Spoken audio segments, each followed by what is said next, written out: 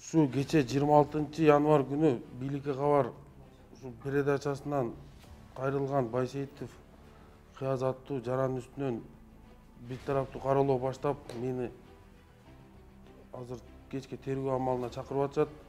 Мен Мамазакиров Искендер, мен жок жерден кароолоо кылып, Байсейитов Кыяз менин үстүмөн арыз жазыптыр.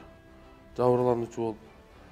Чындыгында ал башкача болгон. 2014-жылы мен машина базарга машинамды алып чыгып сатам деп койсом, Кыяз аттуу жигит келип, менден суранып, машинаны $23,000 баалап, акчасын сентябрдын 15-ине коюп берем деп, $10,000 10 күндө берем, калганын 13.000 сентябрдын 15-ине коюп берем деп, 2014-жылдын июль айында машина базардан машинамды алган. Анан мен ага кой машина базарда эле тура берсин. Акчаны алып кел, дагы ушул жерден алып кет десем болбой. Үйүмө барайлы, үйүмө көрүп, анан үйгө барып эле машинаны токтотуп кел. Мен сен акчаны коюп берем. Анан калган документтерин, күлүчтөрүн бересиң. Үйгө барып машинаны култап, күлүчүн, документ, номерлерин баарын алып кете бер. Просто мен бирөөгө көрсөтөм, мага акча келиш керек, сага акчаны мен 10 күндө акчаны берем деп ишендирип алып кеткен.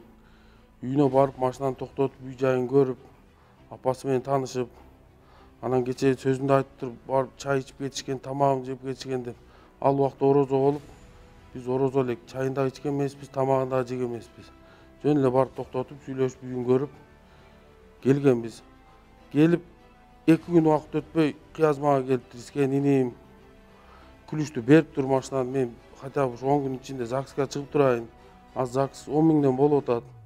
Бекер турбай иштеп турайын деп суранып, жалдырап келип алганга хорошо, 10 күн ичинде калган акчаларды толук бересиң деп күлүчтү бергенмин.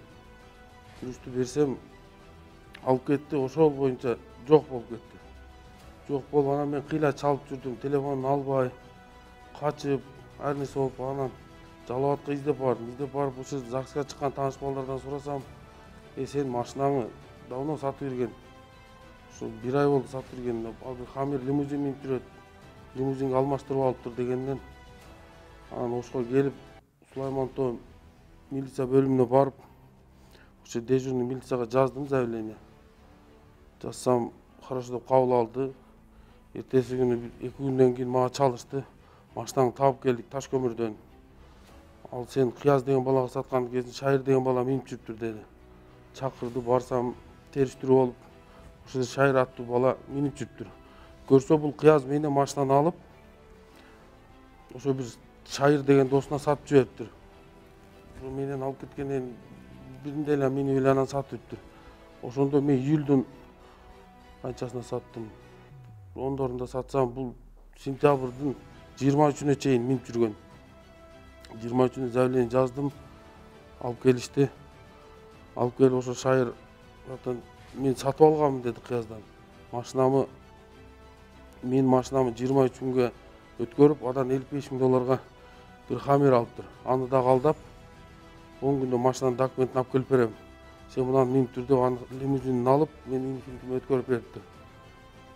Орто жолдо мен 3-4 ай убакытка күйдүм машинама.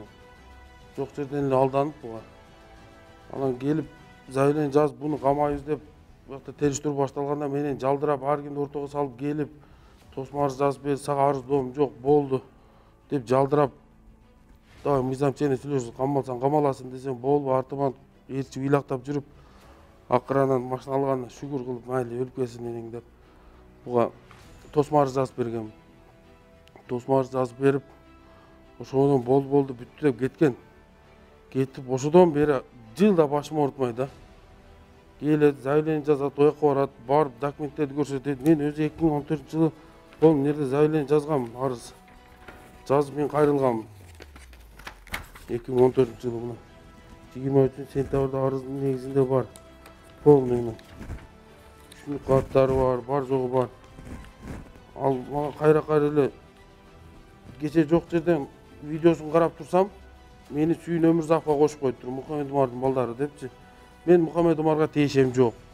Тим более анан Сүйүн Өмүрзаковду тааныбайм дагы. тааныйм как генерал катары. Телевизордон көрөм.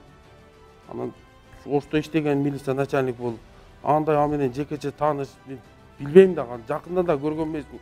Телефондон көргөнмүн сүрөттөрүнөн. Болду, анан мени жок жерден сүйүнгө кошуп коюптур, каякта бир илгиз деп кошуп коюптур. Илгизди ошол маалда мен заявление ушу милициянын иши боюнча, заявление жазганым боюнча, ошо илгиз деген бала заявлениени алып калып, ошол бала машинамды таап алып келип берген. Анан Илгиз экөө, Мухаммед Умар, каяктагы эле бир спортсмен дейт. Мен андай алардын ичине киришпейм дагы башка. Мен өзүм пешенеттериммен тапкан акчага ушул машинаны алганмын. Мен буну Америкадан заказ берип 4 ай, 5 ай күтүп алып келдирген элем. Анан бул алып азыр жок жерден өзү жабырлануучу болуп алыптыр. Ушу адилеттүү карап беришиңерди суранам ушу күч органдарынан. Ушу ишти аягына чыгарып, адилеттүү карап берсин. Мен 7 жылдан бери ушу милицияга каттай берип мен чарчадым ужечи. Жылда ушул 2 жолу 3 жолу барам, ушу милицияга барасың, үйгө издеп келишиптир милициялар. Дагы арыз жазып, бул жабырлануучу болуп алыптыр. На самом деле полный документтер бар. Мен жабырлануучу болуп заявление жазганмын, акырында келип бул жабырлануучу болуп калыптыр. Бунун өзү бийликте адамдары барбы? Мен билбейм, каяктан бирөө түркү берип поддержка кылып атабы? Анан бул ар кимди ортого салып келип мени коркутуп кеткен. Жалал Абадтан бир Раматул Баямандын бир Нурбек Аканов деген бир жени бар. Ошол келип коркутуп кетти. Телефон чалып, давай ушу Кыяздан машинаны алып алсын, ошонун ордуна коюп кой. Мени тааныбайсың, мен Нурбек Аканов деп мен чалган. Мен сени тааныбайм дедим. Мен Аканов болсоң өзүң Аканов, мен сени тааныбайм.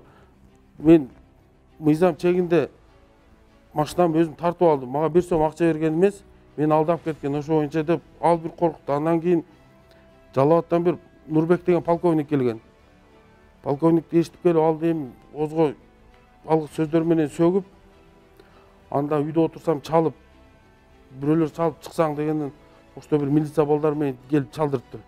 Чалды эшикке чыксам, ошо Нурбек деген озгал сөздөр менен сөгүп, нада бут каматып салам сени.